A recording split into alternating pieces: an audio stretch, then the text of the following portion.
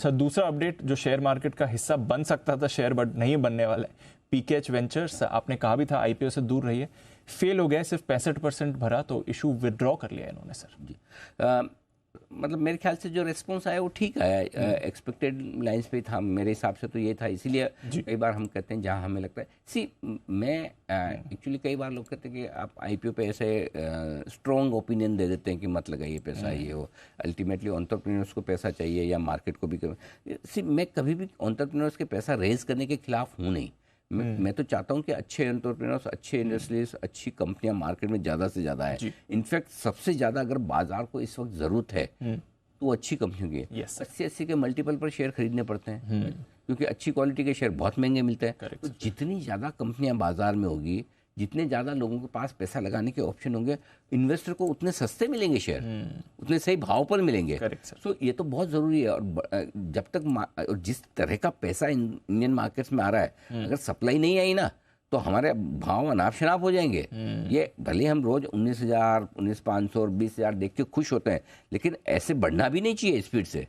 आराम से बढ़ो भाई, क्या जल्दी, क्या हड़बड़ी है। तो वो तब होगा जब आपके पास ऑप्शन बहुत है। अगर मेरे पास में अगर एक ही कंपनी है किसी स्पेस की, अगर समझो मुझे ड्रीम फोक्स टाइप की कंपनी में पैसा लगाना है या मुझे एमटार टाइप की कंपनी में पैसा लगाना, मेरे पास 4 ऑप्शन नहीं है। Correct sir. तो फिर मुझे जो भाव में मिला लेना पड़ेगा। एग्जैक्टली 80 से 90 के 70 के पी मल्टीपल पे लेना।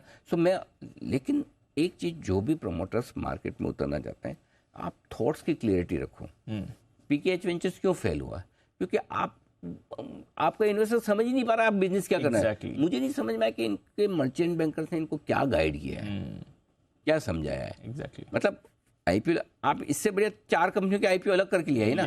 हाइड्रो का अलग करूंगा मैं, कंस्ट्रक्शन का अलग करूंगा, होटल का अलग करूंगा, एसएमई पे ले आइए। 4 कंपनी बनाकर कौन मना करता है? जरूर थोड़ी मेन बोर्ड पे लाना है। एक ये चाहे कोई नए ज़माने के आईपीओ हों ई कॉमर्स कंपनियों के, ये चाहे नए प्रमोटर्स जो आईपीओ ला रहे हैं, उनको एक चीज़ समझनी पड़ेगी, मार्केट है ना बड़ा बेरहम है जी। अच्छी चीज़ों को बहुत प्यार करता है, तो खराब चीज़ों को पनिश करने में बिल्कुल वक्त नहीं लगाता।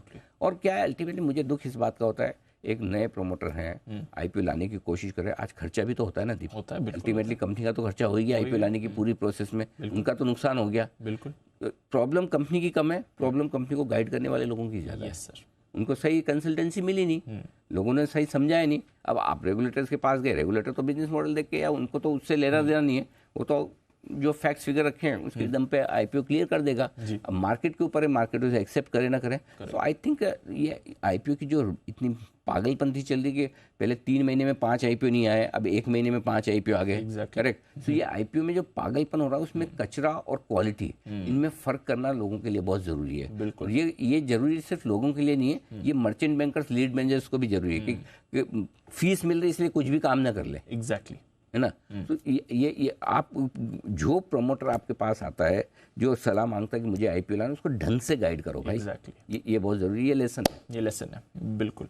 आपने तो खैर कहा ही था, इससे दूर रही और आईपीओ भी विड्रॉ हो चुका है।